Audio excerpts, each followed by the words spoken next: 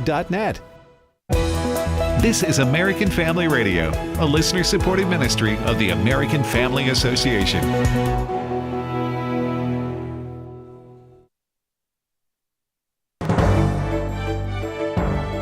American Family News, I'm Rusty Pugh.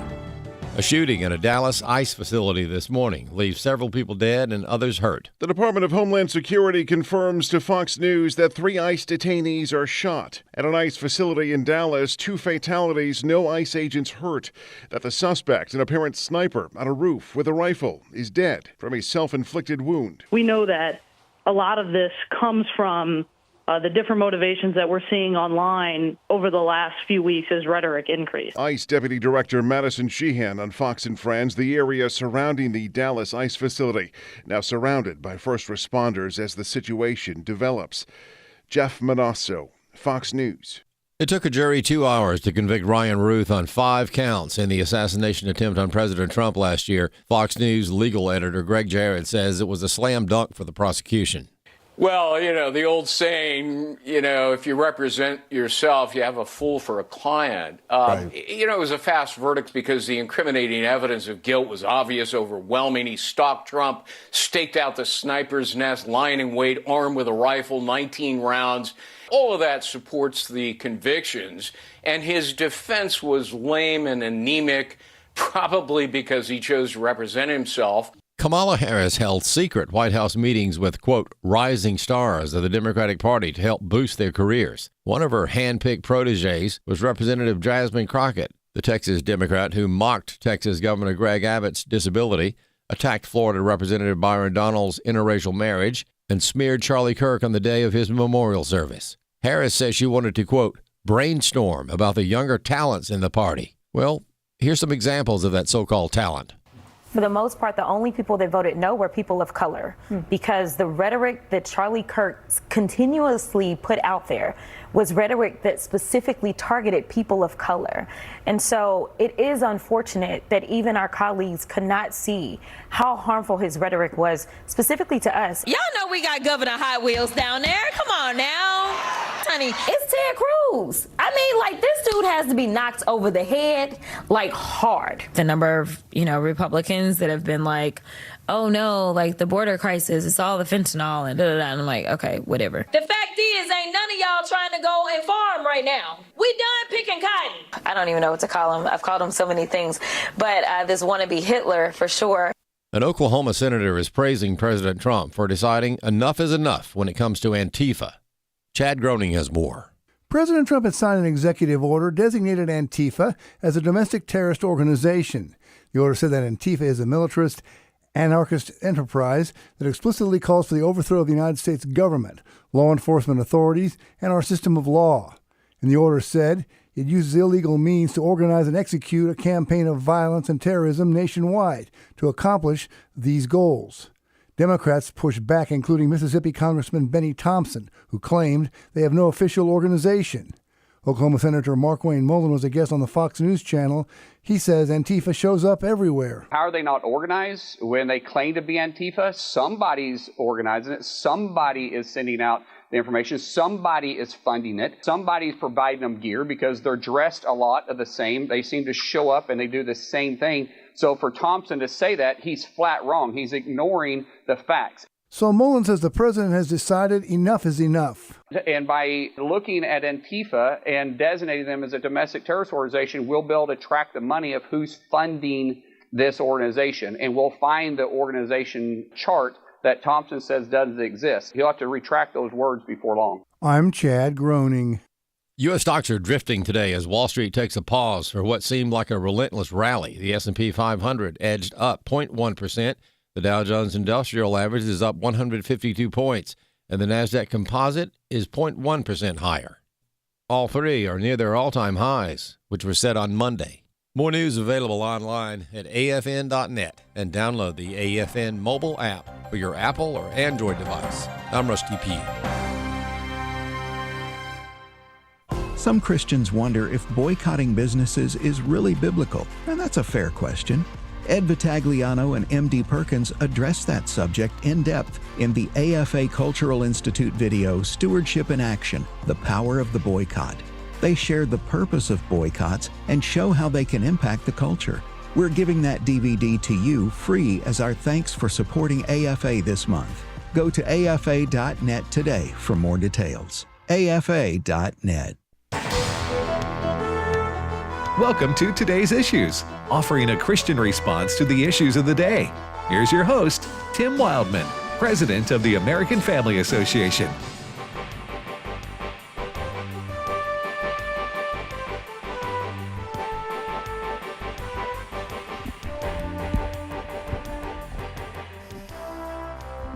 Hey, good morning, everybody, and welcome to Today's Issues on the American Family Radio Network. Thanks for listening to AFR on this Wednesday, September the 24th, 2025. We hope that you are having a good day. Tim Wildman here with Ed Vitagliano. Good morning, Ed. Good morning, Tim. Back from a couple days off. Couple days. You seeing good now? I had cataract surgery on the right eye. Next Monday is the left eye, so I'll be out a couple days next week. This is strange, being able to get up in the middle of the night and be able to see. Don't have to fumble around for glasses or anything like that. So out of your right eye, it made a vast improvement already, huh? Yes, it really has. It is a little. Okay, Brent Creeley's holding up fingers. I can count. So my left eye, I still have my contact in, and so it is a little strange kind of getting those two to function properly. Yeah. And but awesome. Well, we're glad. So to get the next dueling cataracts, Yes. That happens when you get older, It is. When I told my sisters they want to know how everything goes, so I texted them and then used the old man emoji. Yeah. There's this little old man emoji with the gray hair. Yeah. I've seen it. Yeah. Dueling cataracts. Kind of like dueling banjos, yes, in a way. That's kind of like dueling banjos of the eyes. Eye sockets. Yeah. All right, Wesley Wildman. Good morning, Wesley. Good morning. Wesley's our resident MAGA nut. Yes. Here in the program. And by the way, our audience can be thankful that we do show prep. So whatever, I've got it out of my system. Yeah. So it is out. We'll see. We'll see if it's out of your system. Fred Jackson. Yes. Good to be with you guys. Doing, Brother Fred? I'm doing well. My daughter used to work at an eye clinic. Oh, really? And some folks would come in with similar, getting older and that sort of thing. Yeah, and they would say, I want my Cadillac surgery. Cadillac. That was for the doc. That's the way the doctors looked at it. Yeah. Because they're Cadillac surgery. I almost, my wife had to go with me because they did have to give me, put me under. Yeah. And a little anesthesia, so you can't drive. Right. Drive for 24 hours. So my wife was with me, and we were having a good time, joking around. We were in the waiting area. And I told her, I said, Diane, it's nothing but old people in this waiting area. I wanted to, when they finally came and took me back there, all the people working in the back, they're all young. The doctor who worked on my eye, Dr. Miles, she's very nice. But all of these, the anesthesiologist, all the one who put my, all of them young. They're half your age.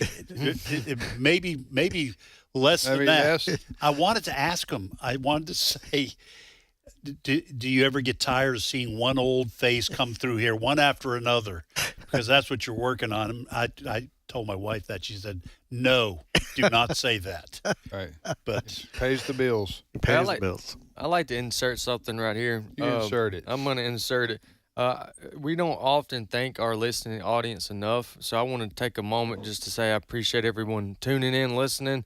Over the last couple of weeks and traveling, I'm reminded of how much our listeners are appreciated of AFR and AFA, and we've got some really, really, really faithful listeners and supporters. So I just want to say thanks to all those that are tuning in right now, and then when Dad gets started, if you want to tune out, go ahead. Yeah. Oh, man. That's hurtful. Hey, listen, you started this. I did? Yes. So the MAGA was fine. You called me the MAGA nut. I did. And then the nut was I the did part. call you a MAGA nut. That was gratuitous. No, you know what that means? I can handle it. Can you spell it? It's all good. Yeah, it starts with a G. Oh, Okay. man. Anyway, moving right along. Yeah, sure. Fred Jackson, what's on a more somber note? Yes, breaking news out of Dallas, Texas this morning. Investigation continuing at this hour at a Dallas immigration office, I'm told near the Love Field airport there in Dallas. 3 people shot this morning at the immigration office there. Now, we're still getting details on this. What we do know of the 3 people, Fox News at least is confirming at this hour, these were detainees that were being brought into the building there, the ICE building. One of those detainees was shot and killed. 2 others are being treated at a hospital right now.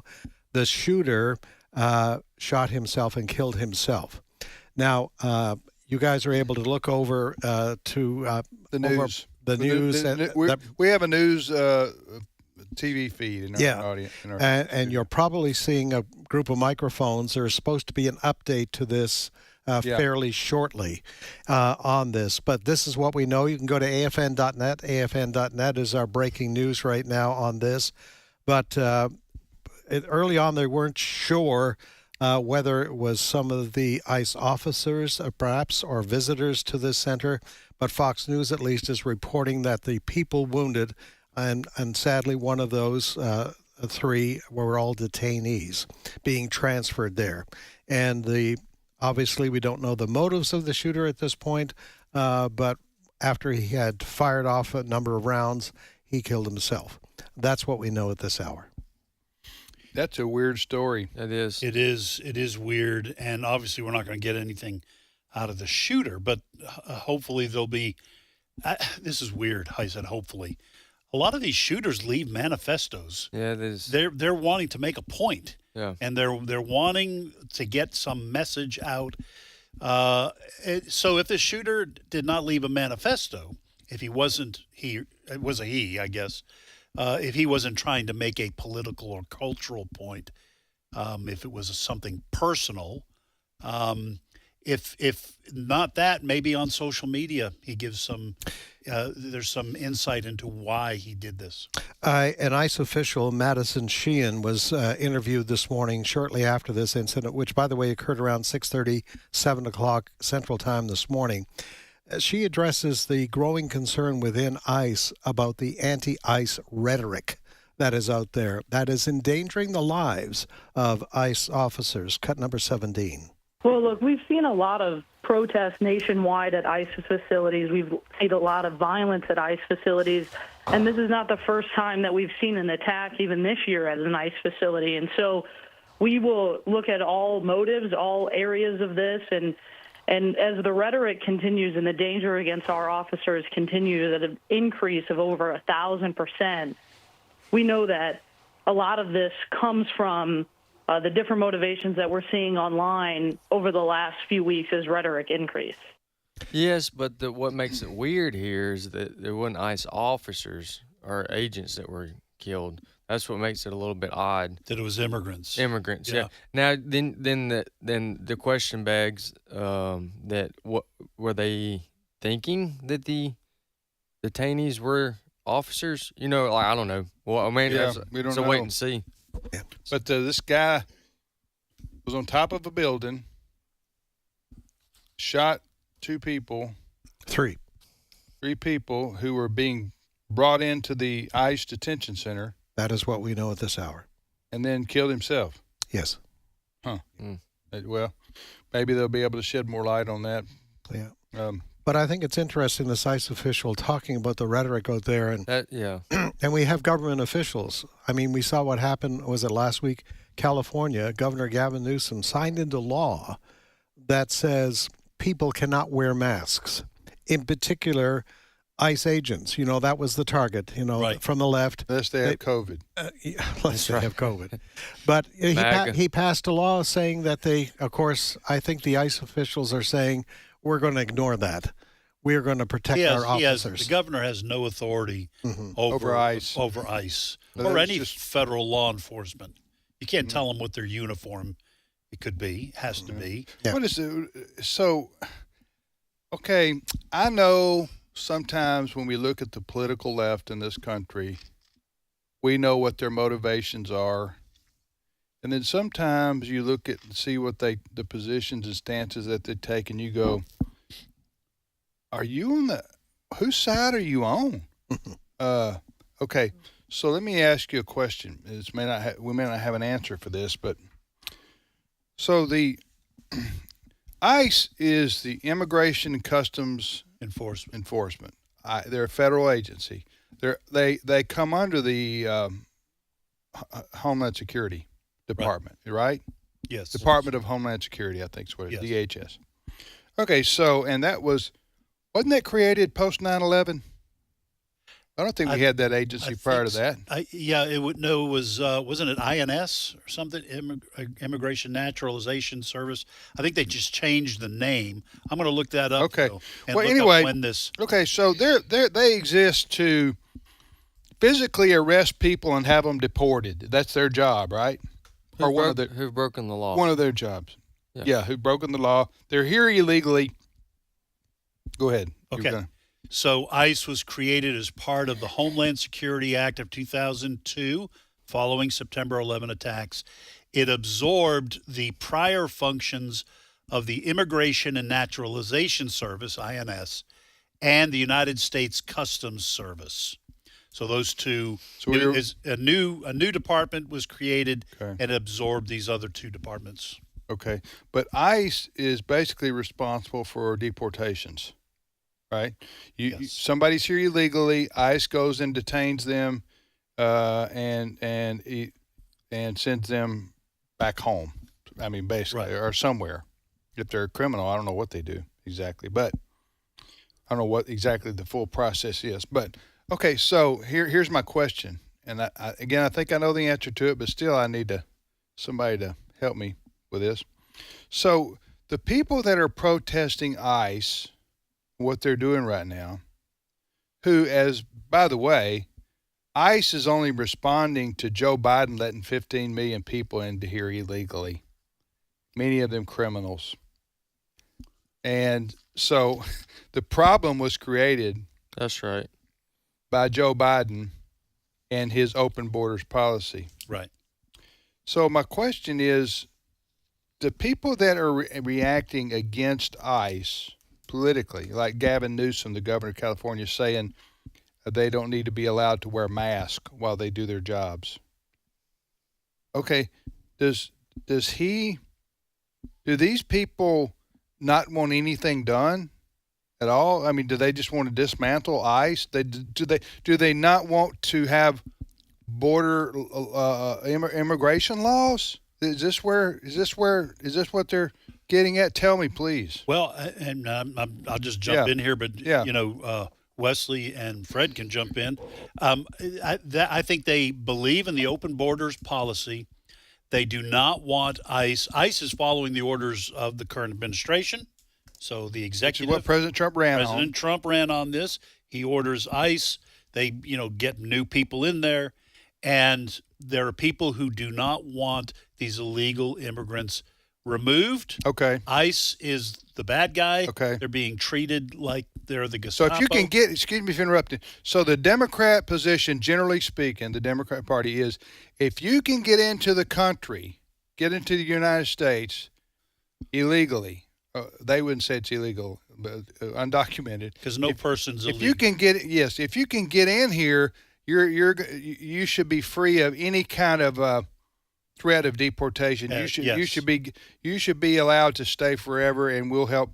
We'll fund everything, give you free medical care. And ICE, that's their approach. ICE's job at that point is to help make that happen. Once you're here, they make sure, as you would say, you get your subway coupon. Right. You get tied into the medical system. You get free education at colleges and universities. ICE helps make that happen. Yeah. Right. And that's not even an opinion. Right. You just have to look at what Joe Biden, his plan that he executed when he came in. Do you think half of Americans just don't give a rip about borders at all? No, I don't. But I mean, that's the position of one of the major political parties in this country. Yeah. So Newsom represents the radical left for the Democrat Party, and their position. I'm looking here. I'm trying to find if he's got a quote. He's been back and forth. his most recent one, as opposed to what I'm about to say, over the years, Newsom has been defund the police. So forget the border or set the border subject aside for a second. He's been so he didn't even like law and order within citizens, much less those coming across the border. So a combination of defunding the police has been their position and not caring about the border. Now, why that is, I mean, there's probably 5 reasons or more. I think they actually benefit from creating chaos, because when they create chaos, then they can be the solution to the chaos. Also, too, they don't have to live amongst. Most of these politicians don't have to live amongst the problem they've created either. We talked about judges before. So the judges that let the criminals out, they're also living behind gated communities. It's not their daughter that was killed on the subway. So that's also new voters. New voters. Voters. I forgot that's on the list of the top 5. Sure. They wanted all these illegals to become Democrats and make the Republican Party a permanent minority. Mm-hmm. They let them all in. They get them free health care. They get them free food. They put them in New York City. They were kicking veterans out of hotels. Remember? And putting illegals in these hotels, and the government was paying the hotel top dollar. So the hotels were okay with it. And so fundamentally, we've got other stories we got to move to. So fundamentally, the divide is between people who believe in border control and legal, lawful process of immigration versus people who don't believe in borders and believes everybody should be allowed to come. And I even think within the Democrat Party, I do think there's a lot more. I think it is a lot more divided in the Democrat Party on the southern border issue.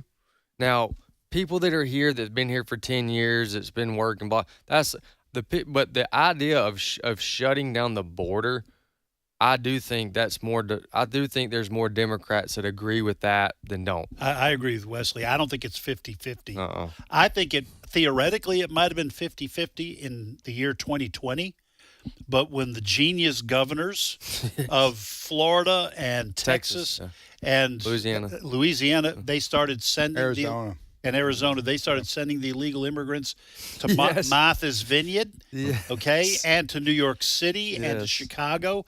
That turned the tide, even in the Democratic Party, because a lot of these folks were saying, hey, listen, we got money to put these people up in hotels and give them free health care. How about me and my family? Yeah. And so I think you have a very hardcore, maybe 20%. Yep, they're still going to vote Democrat. And that's true. That is true. Yeah, I'm not arguing that. I'm saying I think the National Democrat Party, Joe Biden led the way. Kamala Harris, I think they are for. They are. They are for open borders. Mm-hmm. They're not going to say it exactly like that, but it's y'all. I don't know. I think they do say it like that. They said we're welcoming a surge. Yeah. Let me just toss one other thing in on this. Toss one other thing. I just toss one thing toss it in. It's not my hat into the ring or anything like that. We toss it. Here's and I've been saying this since 2020, and I'm not alone. Okay. I just want you to understand here. This is not unique to me, but I've been reading a lot of things on social media about the government trying to break up threats from terrorists internally. I think that is coming. I think we're in for some successful terrorist attacks. And that, the cause of that is that wide open border. Yep. Where all these people, I'm talking about Chinese nationals, I'm talking about Muslim radicals, I'm talking about other people who, just even from Iran, Al-Qaeda, all these different places. When that kind of stuff starts to happen, everyone's going to be saying, how'd they get in here?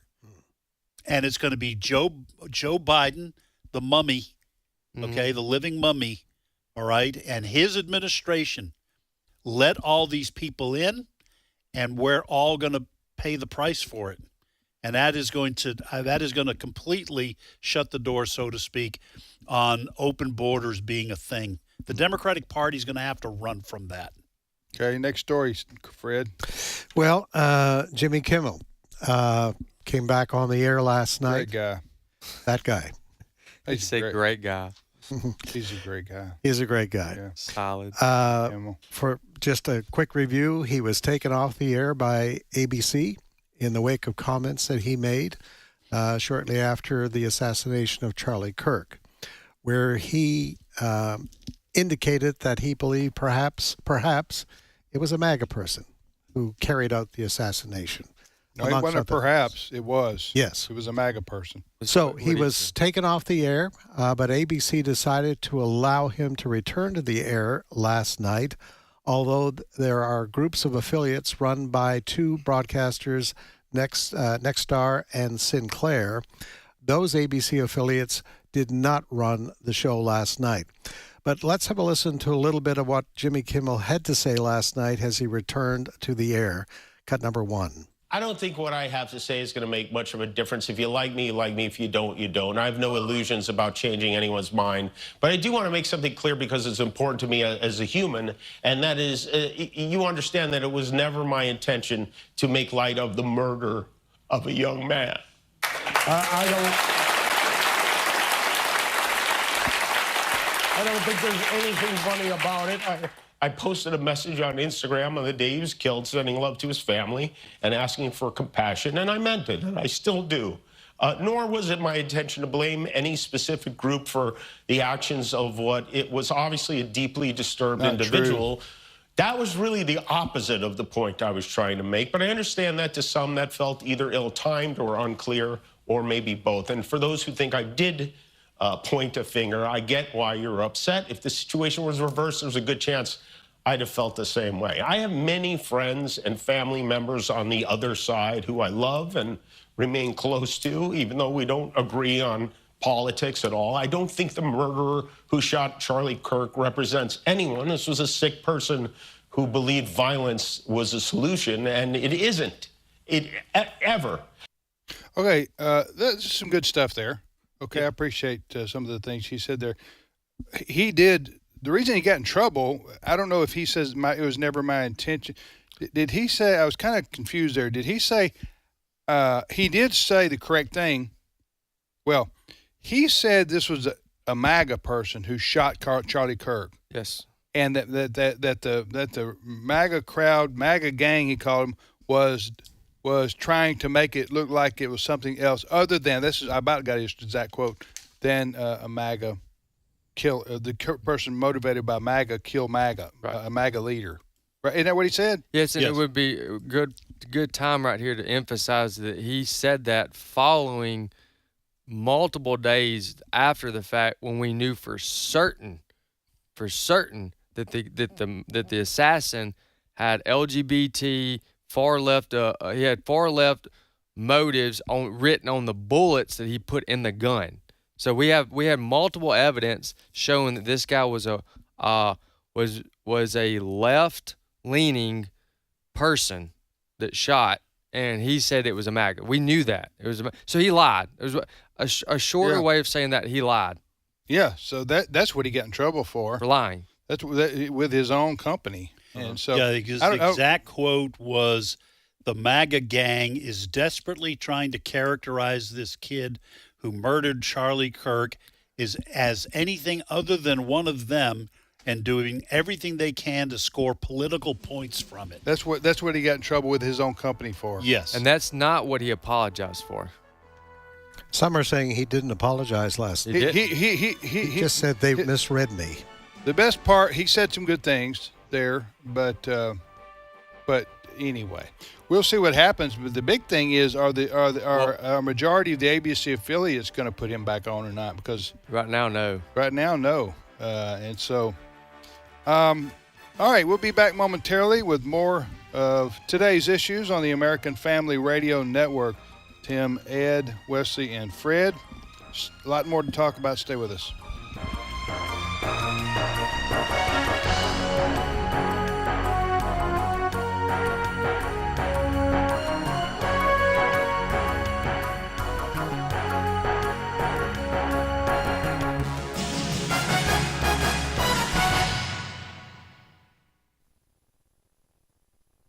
It's my turn.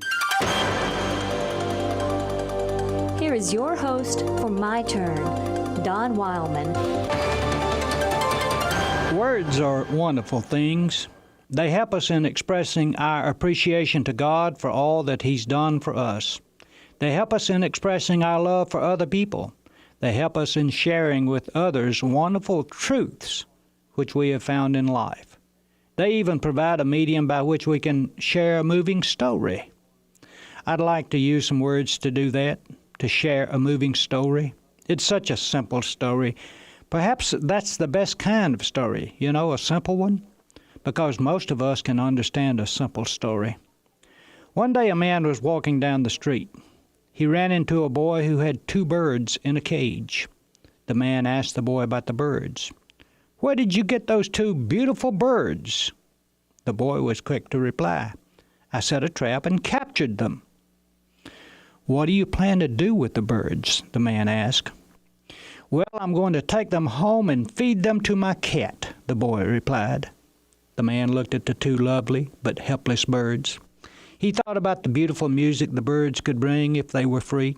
He thought about other birds who loved those 2 birds in the cage and how the other birds would miss their friendship. He thought about freedom and how much he himself loved freedom. "How much will you take for the cage and the birds?" the man asked the boy. "You must be kidding," the boy said. "What would anyone want with 2 worthless birds?" Again the man asked, "How much do you want for the cage and the birds?" The boy saw the determined look on the face of the man. "How much money do you have?" he asked the man. "Son, I only have $2, came the reply. There was a moment of silence, and then the boy replied, "I'll take $2 for the birds." The man reached down into his pocket, took out the $2. He gave them to the boy. The boy handed the man the cage and the 2 birds. As he walked away, he made this statement: "Stupid man to give his last $2 for a pair of worthless birds." The man turned and opened the cage. His heart sang with gladness as he let the birds go free.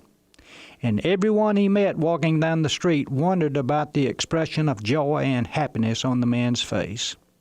They all wondered why he carried an empty bird cage. Now, what's the relation between the story and us? Simply this: we're like the birds in the cage. The devil baited his trap with the forbidden fruit in the Garden of Eden. He had man in his grip, and his only desire was to destroy him. But God's heart was full of hurt because it was His desire that man should be free. So He asked the devil what he'd take for those who were caught in the cage of sin. The devil at first thought God was kidding. He could not understand why God would want a free, worthless man. The devil finally decided to make a joke and say to God that he would let man go, but only at the expense of God's Son. But to the surprise of the devil, God agreed to give His Son. This He did at Calvary. And now those who desire can walk out of the cage of sin and into the freedom of life eternal. Words are wonderful things, aren't they? This has been My Turn with Don Wildmon, a production of the American Family Association. In Him we were also chosen, having been predestined according to the plan of Him who works out everything in conformity with the purpose of His will. Ephesians 1:11. American Family Radio. This is today's issues. Email your comments to comments@afr.net. Past broadcasts of today's issues are available for listening and viewing in the archive at afr.net. Now, back to more of today's issues. Back, everybody, to today's issues on the American Family Radio Network. Tim, Ed, Wesley, and Fred, thank you for listening to AFR. We have been talking about some big issues in the news the last few days, and at least and this morning. We led with this story. This morning in Dallas, there was a shooting at an ICE, that's Immigration Customs Enforcement Center. Is that what you call it? Anyway, somebody shot from the top of a building, just like they assassinated Charlie Kirk. And the FBI is reporting, according to CNN and Fox and even MSNBC, they're saying that the FBI is saying that the messages found, okay, first of all, 4 shot, 2 dead now at this ICE facility in Dallas. And FBI is saying the shooter left anti-ICE messages. On the rounds. Which just like Charlie Kirk's assassin. Yeah. Yes. Now that's Robinson. Yeah. Yeah. So it's well, and also just like the Catholic shooter. Did they do the same thing? Yeah, they wrote it. They wrote on the rounds. On Minneapolis. That's the one I'm talking about. Church, yeah. Anyway, Church. Listen, it's a dangerous time to be in law enforcement, especially to be in working for ICE. Governor Newsom in California wants the ICE to have to take off their mask so that they can be doxxed and make them and their families more likely to be attacked. Am I right? Yeah. Well, he didn't say that that's why he wanted to do it. People who that's the net effect in my. That's the net effect. That's what everyone's concerned about.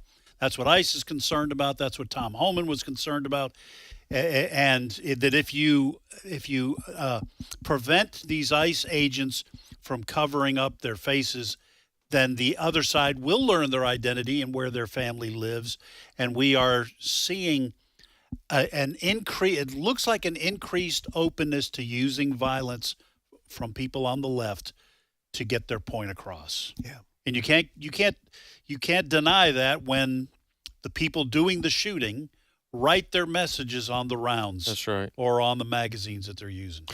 Again, why would you be opposed to ICE? Why would you shoot somebody? What would be your reason? Well, what would be your most obvious reason? Yeah, you would say. Now, this is just what I'm putting words in their mouths. Right.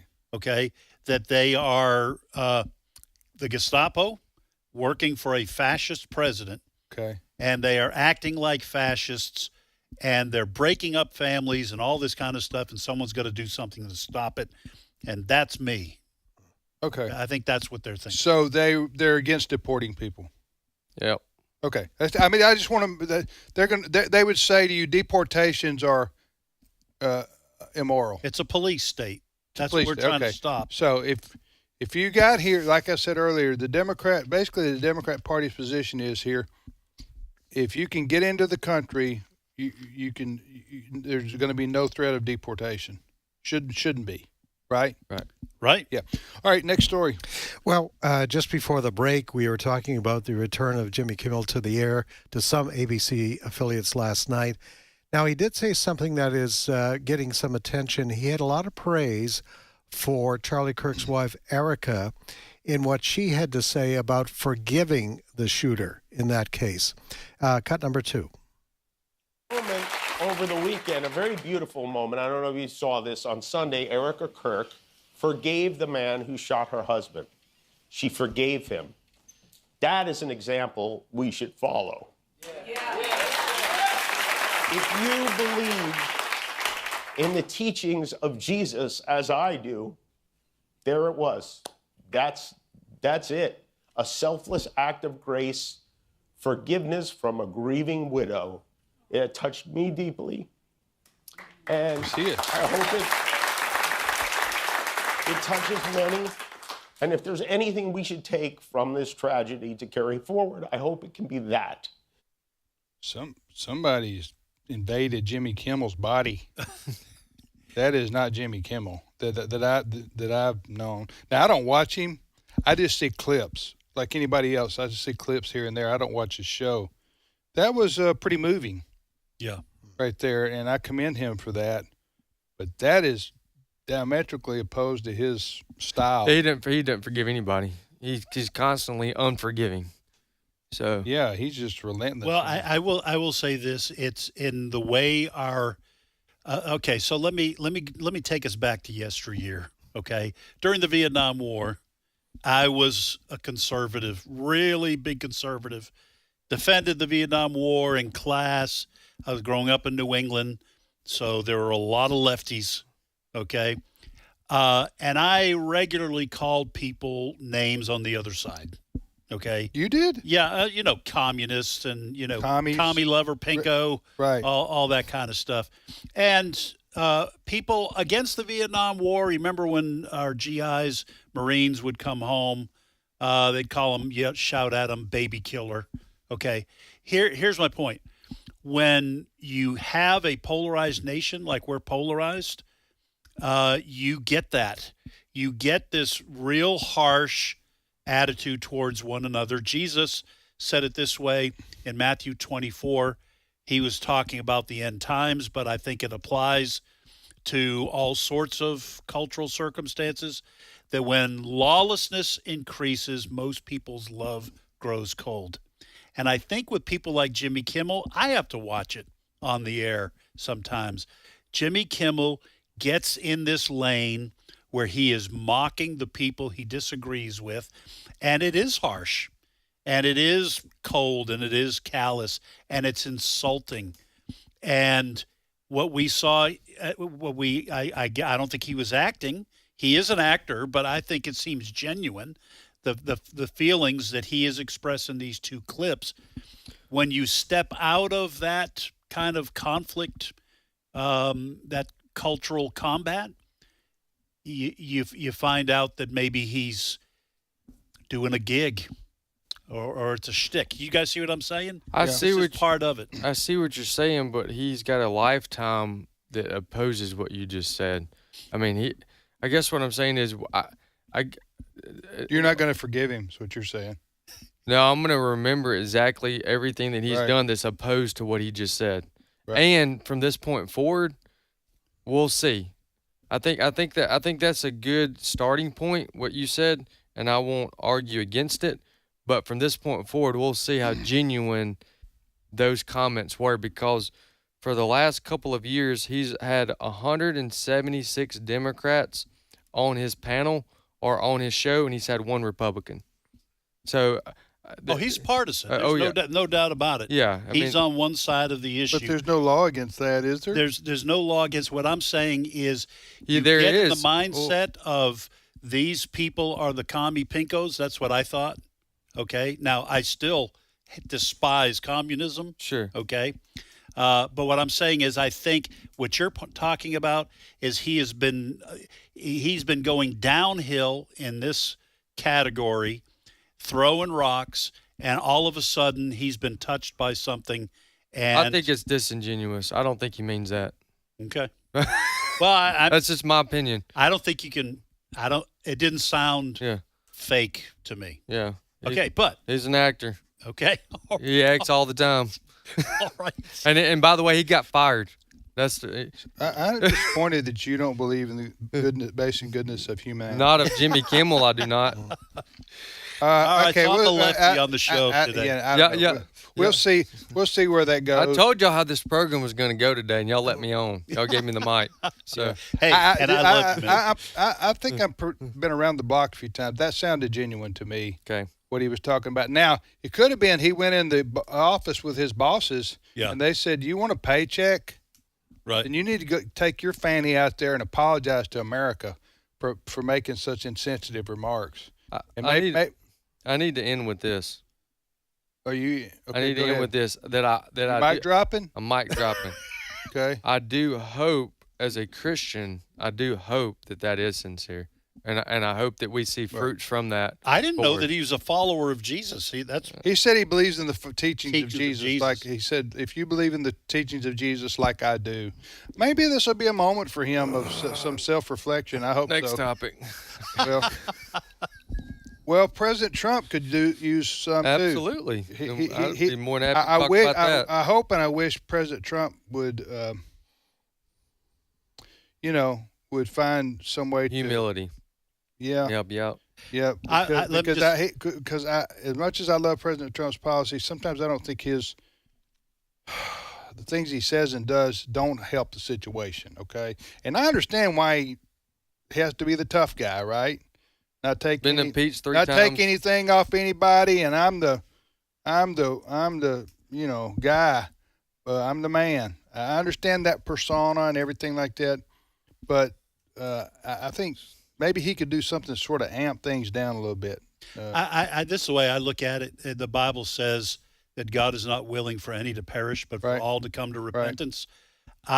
Whether he is or not, I want Jimmy Kimmel to be in heaven. Amen to that. And whether he is or not, That's I want Donald Trump to be in heaven. Right. And there is room for that message. I think Charlie Kirk did this perfectly in terms of preaching the gospel and offering people hope and sticking to his guns when it came to his political and cultural beliefs.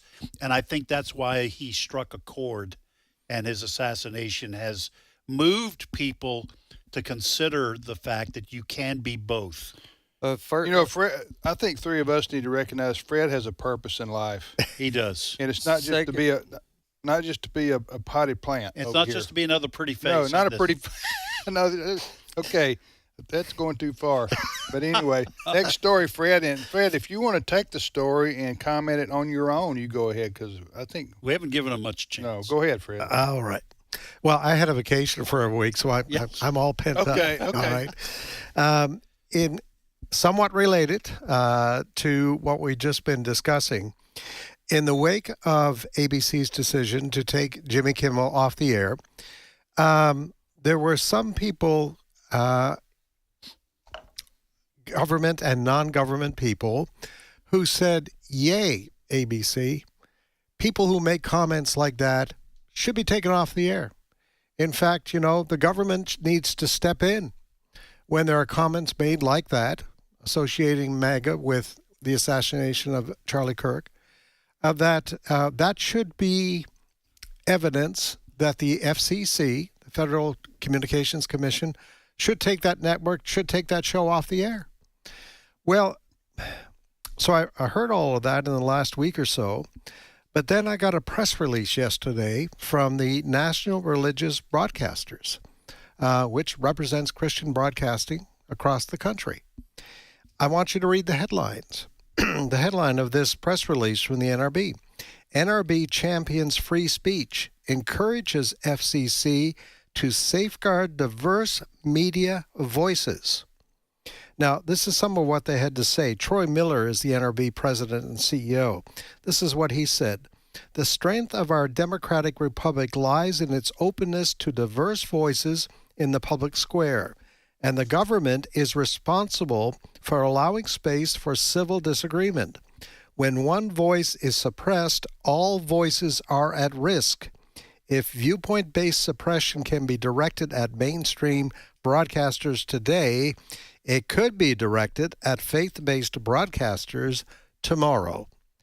I think what he's concerned about, if the FCC was to take the kind of action that is being proposed by some, then it could be used against Christian broadcasters should there be a Democrat government coming along a few years down the road who might not like what they hear on Christian radio stations. And the chairman, Brendan Carr, the chairman of the FCC, yes, he did make a public statement warning ABC about doing something with Jimmy Kimmel after he made the initial comment, which was very insensitive. It was wrong. It was a lie. It was not true, about the shooter, Charlie Kirk's murderer, being a MAGA person and the MAGA people trying to make believe that this wasn't one of their own, and to score political points. That was a terrible thing to say.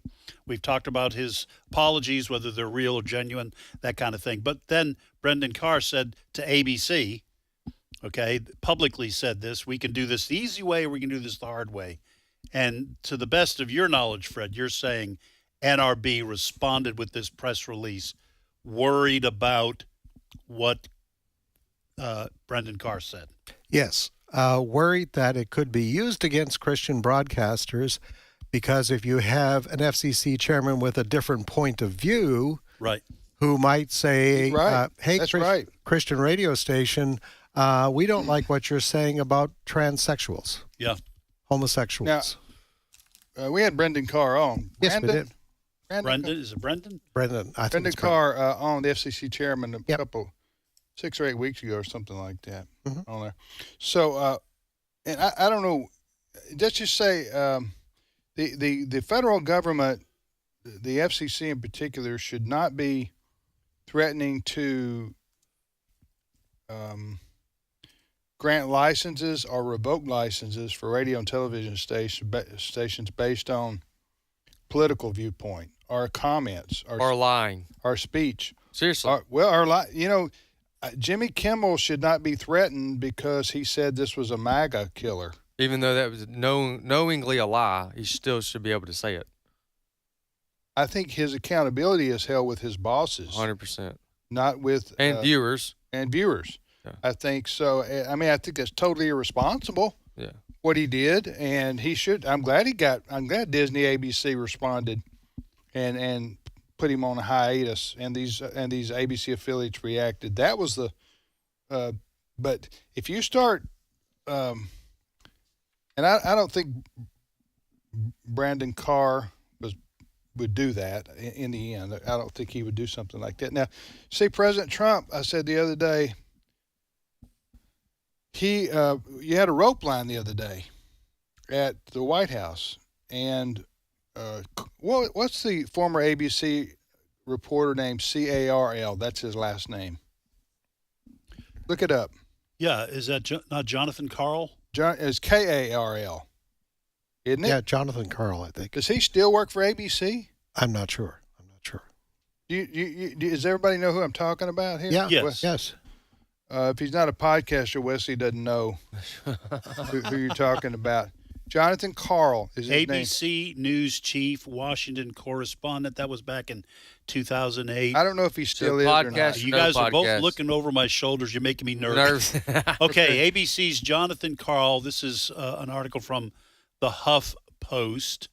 Now I got an ad. Yep. Okay. ABC's Jonathan Karl pushes back on MAGA outrage over his Charlie Kirk segment. And then President Trump, it says, drew a face-to-face attack. This was at the rope line, wasn't it? When he said, "Yeah, go ahead. Tell folks what happened there." This was last week. I'm making a point here. Go ahead.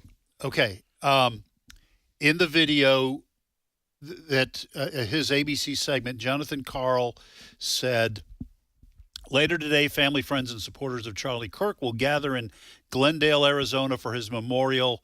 The 31-year-old activist's murder shocked the nation, and it was condemned by sensible and compassionate people in and out of politics and across the political spectrum. That's not what I'm talking about.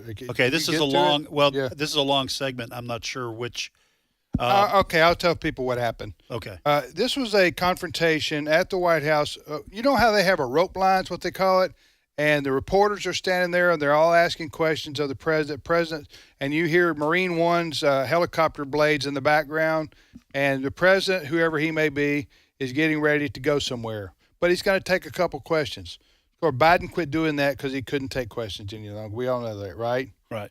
But Trump is the king of this. He's always done give and take, right? With the media, with the media and with the press. Well, this, what's his first name? Talking about Jonathan Karl. Jonathan Karl guy, who's again has a history with President Trump, says something to him, and Trump asked Trump something, and President Trump responds back to Jonathan Karl, and I may come after you too. He said, maybe they'll have to go after you. That's his exact words. What did he say to him? He said, maybe they'll have to go after you. Okay. So you want to know why Trump gets a reputation as authoritarian and a dictator and saying stuff like that. You should not say stuff like that. Because that's what they do in communist countries, dictatorship. Yeah, the conversation was Jonathan Karl was asking about Attorney General Pam Bondi, who, okay, we've got that clip. All right, go ahead. To go after hate speech, is that, I mean, a lot of your allies say hate speech is free speech. should probably go after people like you because you treat me so unfairly. It's hate. You have a lot of hate in your heart. Maybe they'll come after ABC. Well, ABC paid me $16 million recently for a form of hate speech, right? Your company paid me $16 million for a form of hate speech, so maybe they'll have to go after you. Look, we want everything to be fair. It hasn't been fair. And the radical left has done tremendous damage to the country, but we're fixing it. We have right now the hottest country anywhere in the world. And remember, 1 year ago, our country was dead. And now Washington, D.C. All right. Anyway, I'm just saying the president should not be saying that because that's scary. What if Biden said to Fox News, we may be coming after you? Okay, I agree with you up to that point, but at that point, you got to understand they had 4 years and they did all that. No, they did not. Yeah. No, they did not. They did not threaten you to take your license. Okay, not from an FCC, they didn't, but they threatened to fire you if you didn't get the COVID vaccine, and they did that. From a government official, I agree with fired. that. I agree with that. And that's a freedom that was removed. The government, when Biden was in office, forced government officials to violate the Constitution multiple times. They already did it. So it does. But I understand what you're saying. Yeah. So let's just suppose. I'm just saying this is a very serious issue. Okay. This isn't trivial. The First Amendment to the Constitution is what separates us basically from the rest of the world. Okay. Right.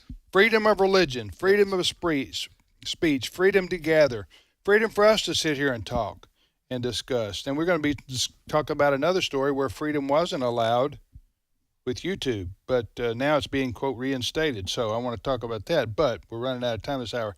But I'm just saying this is not shouldn't be a Republican or Democrat thing. Right. Shouldn't be a liberal conservative thing. We should all agree that the government should not be threatening to censor people based on their political views or their religious views or whatever the case may be.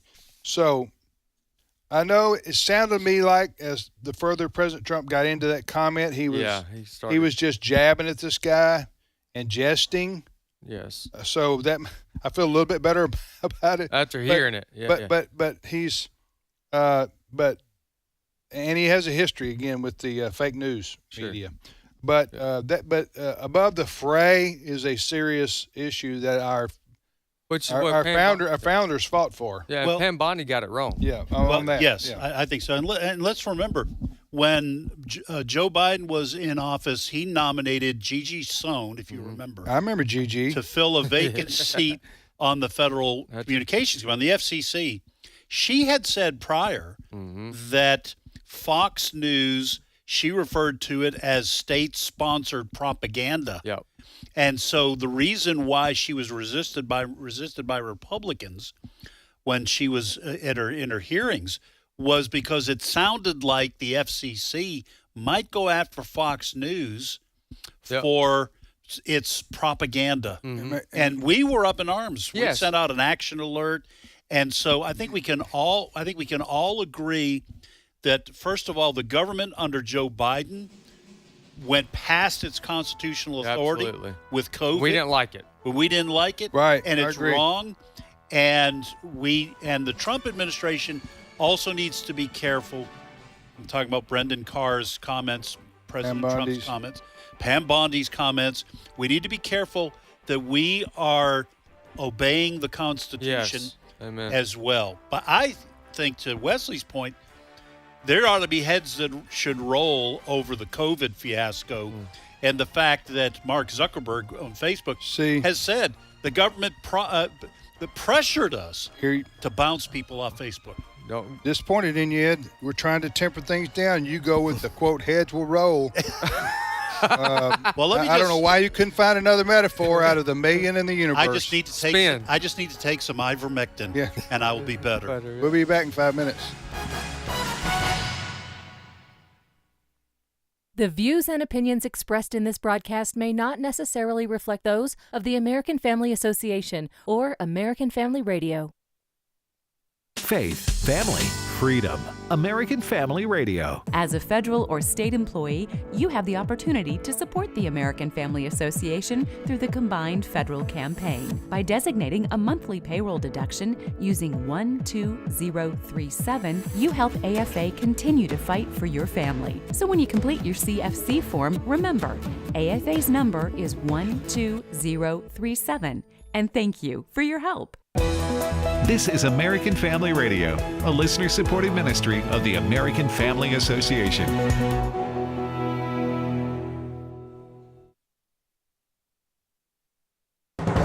American Family News, I'm Rusty Pugh. 2 people were shot and killed at an ICE facility in Dallas this morning. The shooter then took his own life. Here's Dallas Police Chief Daniel Como. Today at approximately 6:40 a.m., we received a city officer call. We responded to the call, got to the scene, and we later learned that we had 4 individuals that were shot, 2 of them deceased, including the shooter. The DPD was able to locate the shooter who was deceased. Joe Rothrock is the special agent in charge of the Dallas FBI. I can confirm at this time that the FBI is investigating this incident as an act of targeted violence. It is unfortunately just the most recent example we've seen of targeted violence, to include here in North Texas, where back on July 4th, we saw a coordinated attack carried out against an immigration detention center in Alvarado, Texas. What I can also share with you is that early evidence that we've seen from rounds that were found near the suspected shooter contain messages that are anti-ICE in nature. Jimmy Kimmel was back on the air last night addressing the comments he made about the Charlie Kirk assassination that got him taken off the air. It was never my intention to make light of the murder of a young man. Erica Kirk forgave the man who shot her husband. She forgave him. That is an example we should follow. But for some, that's not enough. Here's what Turning Point USA spokesman Andrew Calvert would like to see. Well, an apology, for one. When somebody like Jimmy Kimmel says that the shooter of Charlie was MAGA, what he's really saying is that it's okay to lie about conservatives, that their lives don't matter, that his agenda, his political agenda and cultural agenda is more important than the life of my friend who was just taken from us and robbed from us. And when people like Jimmy Kimmel skirt the truth, when they refuse to take accountability for their actions, then that sends a signal that there's a whole institutional machinery, apparatus that's prepared to defend these evildoers. And that's not okay. What we need is, I'm sorry, I lied, I was wrong. The Florida Commissioner of Education is getting some pushback.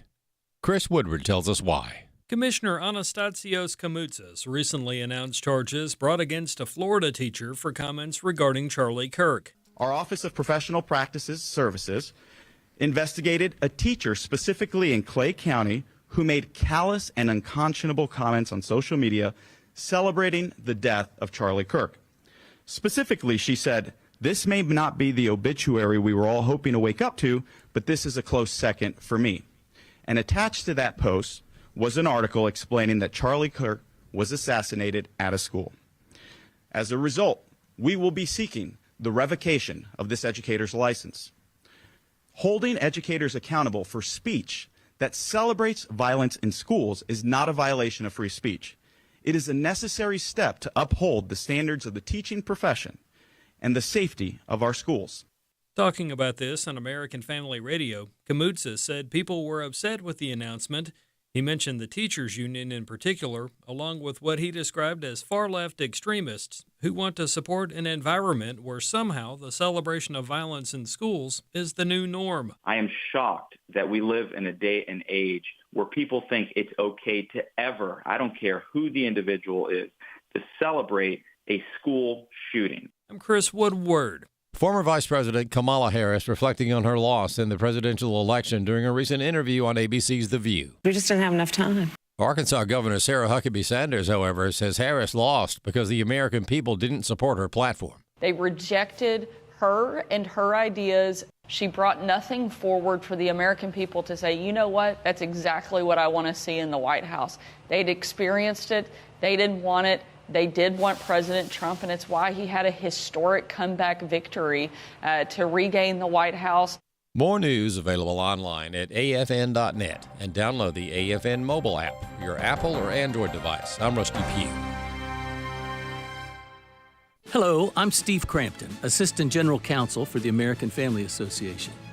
The mission of AFA is to inform, equip, and activate individuals to strengthen the moral foundations of American culture and give aid to the church here and abroad in its task of fulfilling the Great Commission. Our vision is to be a leading organization in biblical worldview training in the interest of cultural transformation. Thank you for standing with the American Family Association. Today's Issues continues on AFR with your host, Tim Wildmon, President of the American Family Association.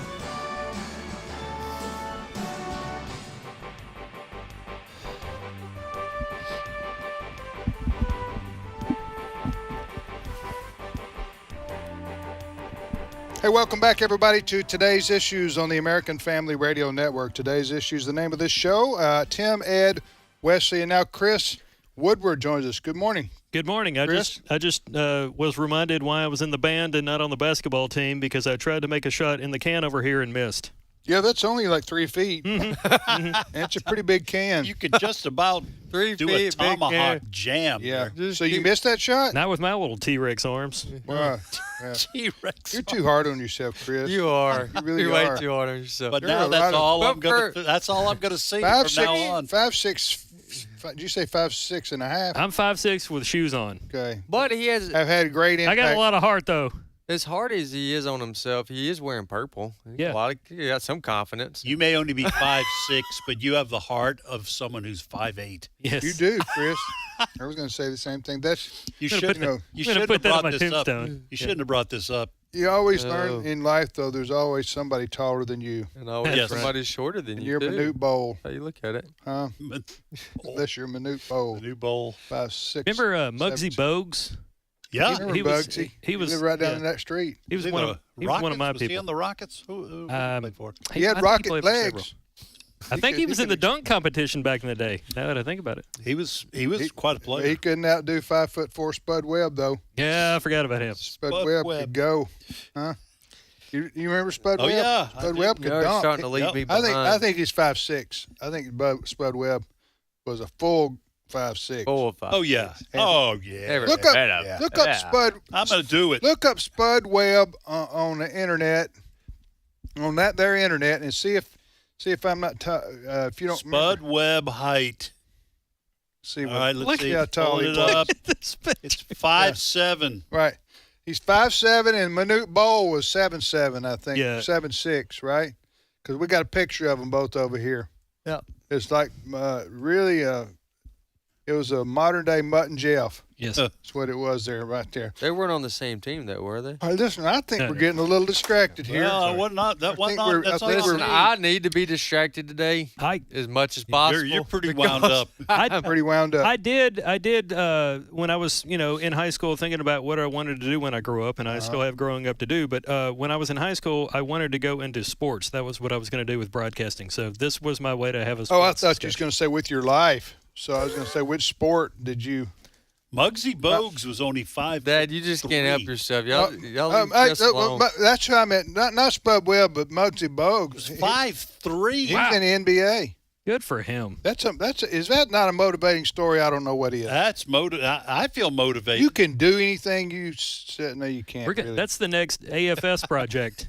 Short people can do stuff too.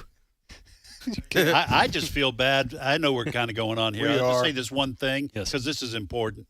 Parents who tell their kids you can do anything and you can be anything you want, that is not true. Oh, I think so. Yeah. I mean, there's some, and the kids find out that, and the kids like they find out about Santa Claus. It's a bitter. Well, you need to be careful here. Easy. We're on the public airwaves. I should have said that. Okay. No, you shouldn't have. Well, we are doing school hours, so you do get a pass there. Unless you're talking about homeschool. Santa Claus don't believe in based Santa on Claus anyway. Based on I don't think. St. Nicholas. Okay. I've already warned you one time. That's true. Chris, all right. Going. Yes. Let's reset this show on a more somber note and serious note. Do you know anything more about the Dallas shooting at the Ice Center yet, Chris? No, other nothing than what beyond. we said? Nothing beyond what you reported. Okay, in case you haven't heard, folks, in Dallas this morning, about 3 hours ago, there was a shooting. 3 or 4 hours ago, there was a guy, I'm assuming it was a guy, from top of a building near an ICE center, ICE, Immigration Customs Enforcement. They were shot. Shots rang out. 2 people are dead, 4 people injured. And according to the FBI, that the person who shot himself. There's the image right there. I know that our listening audience can't see it, but there's bullets right here, the image, and their FBI's reporting that the bullets that were found had anti-ICE messaging on them. Mm-hmm. And then of course we're looking at the images right now. Yeah, it looks like they use a Sharpie on. Let me ask you this: okay, now hear me out before you just go blast me. I'm not gonna blast you. We're not gonna blast. And you might blast me if I'm in the water, out of the water. Okay. I don't even want to be in the water because you might blast me out of the water. Blast out of the water. All right. Could the people that were shot were the immigrants? Were the ones who were being deported? True. Detainees is how they've been identified or labeled. So the shooter either what if he wrote this on there, but he's really the other way, covering it up. Yeah. You know what I'm saying? It's possible. Yeah, I don't know. You need evidence for that. Anti-ICE messages on the rounds. And why would an anti-ICE guy kill illegal immigrants? By accident. Yes, maybe he just not a good. This sounds terrible. Maybe he just opened fire, trying to hit ICE agents. And missed. We actually had this conversation in the newsroom right before I came in. Yeah, right now, that makes it weird. That makes sense. We need more information, but that's the FBI is saying there were anti-ICE messages on the bullets, and they showed a picture of it where the killer was found. He had shot himself, evidently. I'm going to be honest. Now you know more about rifles than I do, Wesley. That looks like a clip. Yes, I said clip for an M1 Garand from World War II. It does. It's not a magazine. It is. It looks like a clip with 5 rounds. That if you've watched Saving Private Ryan, that's the weapon they use where they feed it in the top. Really? Why would you use something like that? I don't know if that's the weapon the person had. That's unusual. That is not. Do you know any other kind of rifle that uses a clip like that? No, that's very unusual. All right, so we'll see what happens there. All right, there's a big story that broke yesterday. We haven't even had a chance to get to. How big? Well, it was.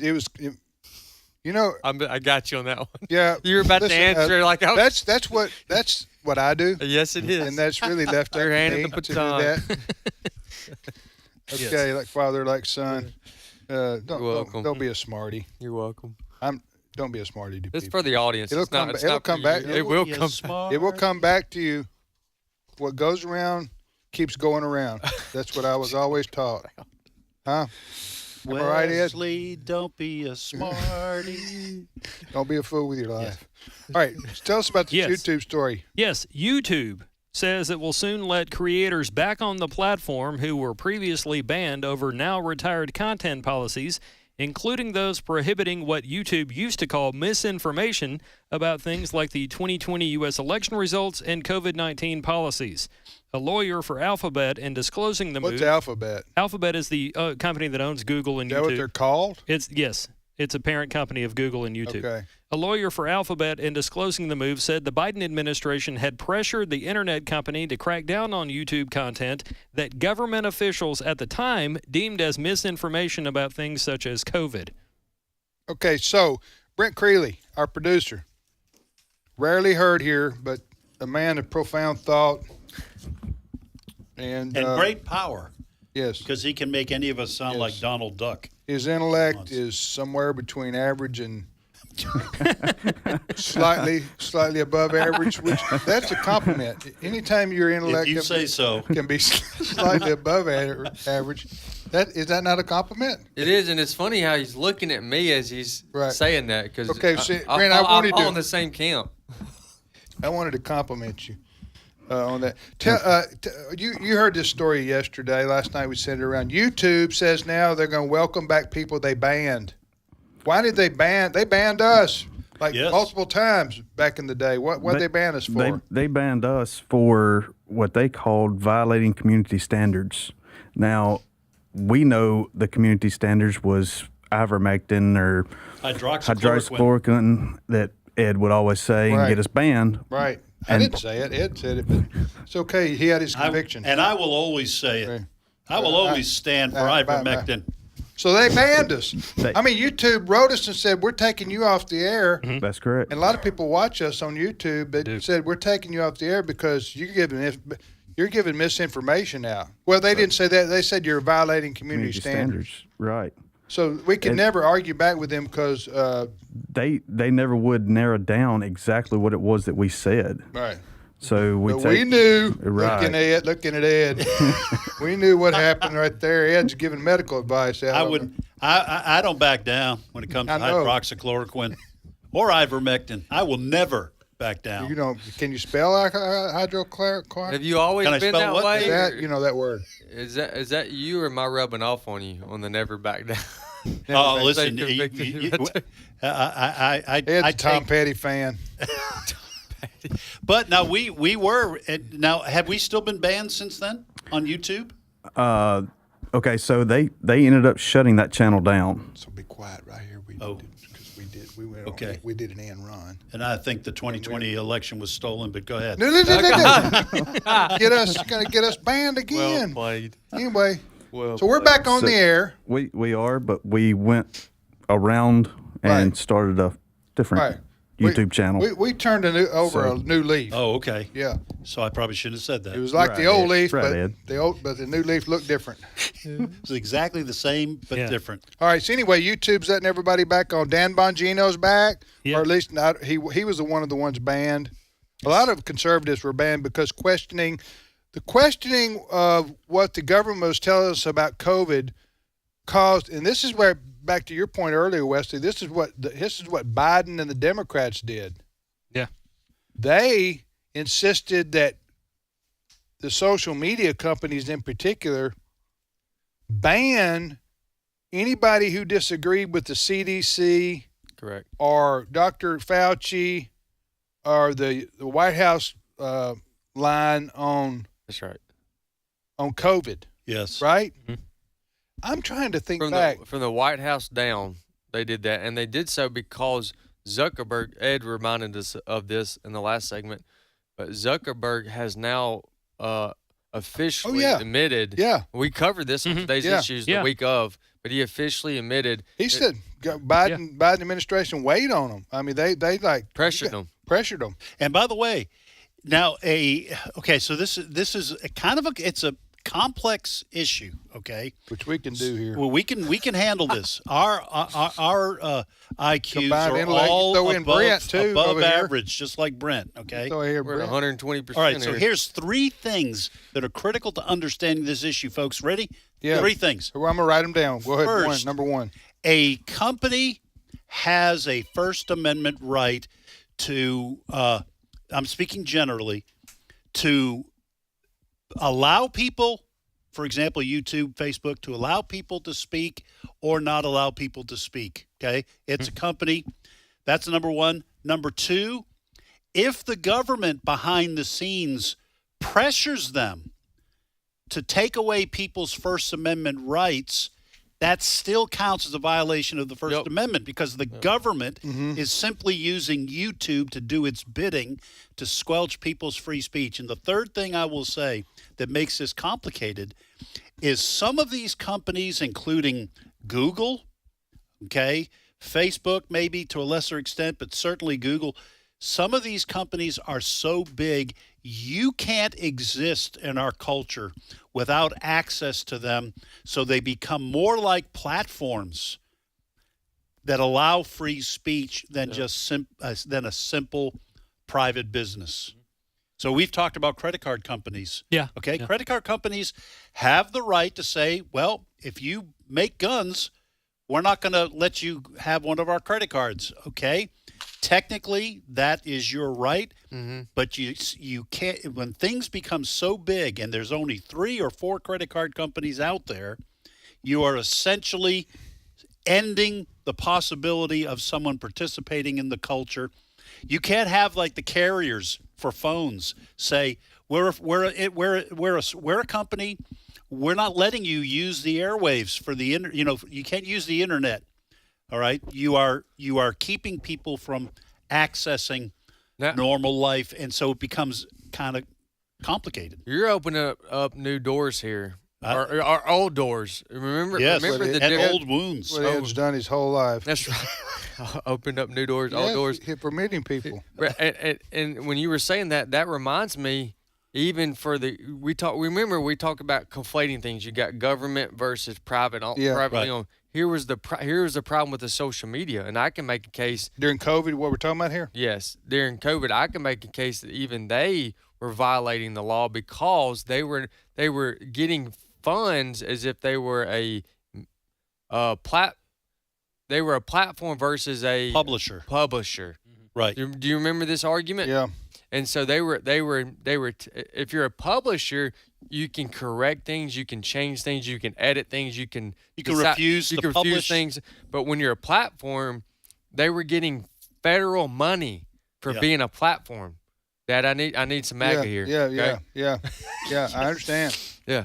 I don't disagree. Well, it's just like locally, there is a company that you get your electricity from. Mm-hmm. Okay.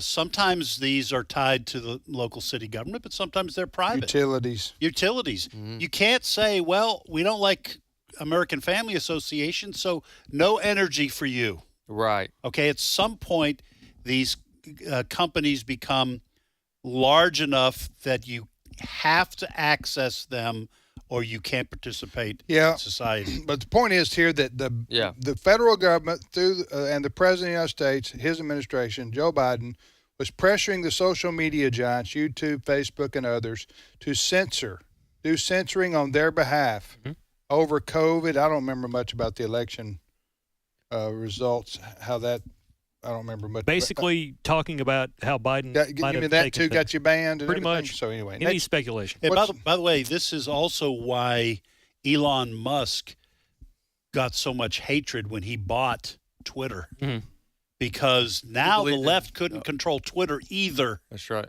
Okay, and that made them That's crazy. True. Yeah, he That's believed true. in free speech. Next story, Chris. Well, since the passing of Charlie Kirk, a number of legislators, federal, state, and local, as well as bureaucrats, have talked about efforts to try to honor the slain Christian and conservative activist. For example, on her radio program this morning, our Jenna Ellis discussed efforts in a county in Florida to rename a portion of a road or highway after Charlie Kirk, and it looks like they are going in that direction. Meanwhile, in Oklahoma, Education Secretary Ryan Walters wants to put TPUSA chapters in Oklahoma schools. Clip 15. I'm excited to announce today that every Oklahoma high school will have a Turning Point USA chapter. We have seen the outpouring from parents, teachers, and students that want to be engaged in the meaningful work going on at Turning Point. They want their young people to be engaged in a process that understands free speech, open engagement, dialogue about American greatness, a dialogue around American values. We're so excited to partner with Turning Point USA with this initiative. For far too long, we have seen radical leftists with the teachers union dominate classrooms and push woke indoctrination on our kids. They fight parents' rights, they push parents out of the classroom, and they lie to our kids about American history. What we're going to continue to do is make sure that our kids understand American greatness, engage in civic dialogue, and have that open discussion. We will continue to do all that we can to make sure Oklahoma students have the best education possible. That was who? That was Education Secretary Ryan Walters of Oklahoma. Yes, he's been here with us. Yeah.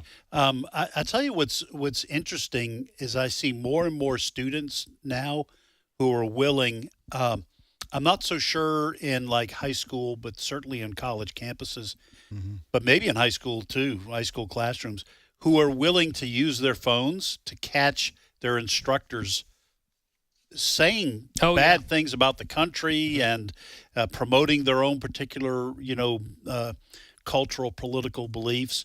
And so these instructors are having to answer for it. And I'm glad that some of them are being exposed. Yeah, and it's not necessarily even in recent years that professors have gone woke or said crazy things in class. I remember 20 years ago when I was in college, I was in a mass media law class to where we were supposed to be going over things, laws and regulations involving what you can say in print and in broadcast. And I remember someday, for just some random reason, our professor decided to take time out of mass media law class to share her 2 cents on why the Supreme Court should never overturn Roe v. Wade.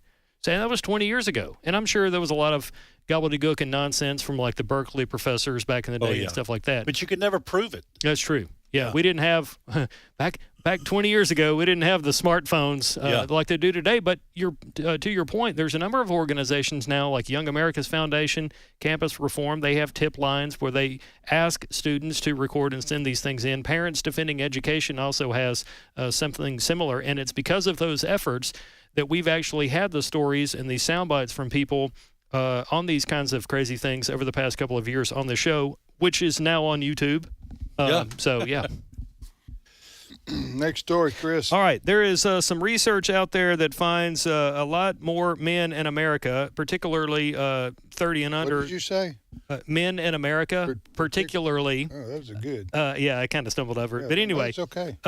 Men under the age of 30 are putting off marriage. And one of the reasons might be the fact that they can't find people that agree with them or align with them ideologically. For example, Fox had this story today. Men are becoming more conservative, whereas women, according to some researchers, are becoming more liberal. And one lady weighing in on that is a conservative lady by the name of Kaylee McGee-White at Independent Women's Forum, clip 16. Part of the problem is there's a massive ideological rift right now between young men and young women. And this bears out in the data. Young men have been leaning more conservative for the past several years, while young women are becoming more and more liberal. And this is reflected in the things that they value. There was a recent NBC survey that found that family and marriage were top priorities for young men, and they were dead last for young women. So until we start to bridge this gender gap, I fear that the dating scene is going to remain very difficult for Gen Zers. How that's sad. Now, I've been seeing stuff on social media that kind of indicate that, but I thought it was anecdotal. She's saying the data is starting to prove this. Young men want to get married and have families, but that is dead last for a lot of young women. And I have been hearing about this political divide, too, between young men and young women, and they are worlds apart. This is sad for the prospects of, if you're trying to, young men, if you're out there and you're trying to find a fine young woman to marry, go to church, go to a Bible believing church, and find someone there with hit on girls.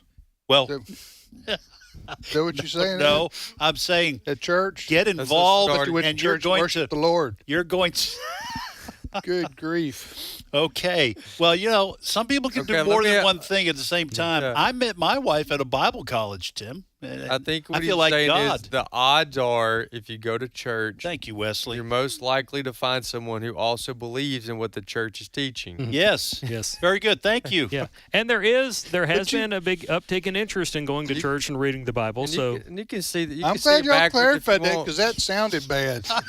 It said, "Hey, if you want to find a girl, man, go to church. Don't go to the bar. Go to church and you can hit on the girls there." I didn't say hit on. Gentlemen, all right, that was a crude way of saying, stick them out. Find you a woman at the Sunday school class. Okay, let's play that. Okay, we'll do it the other way. Dad says to go to the bar. Yes. I did not say I did not say go to the bar. Okay. Yes. I just heard that. No, listen. I know. I know Ed's heart. I bet you don't know what's in it right now. It's 60% good.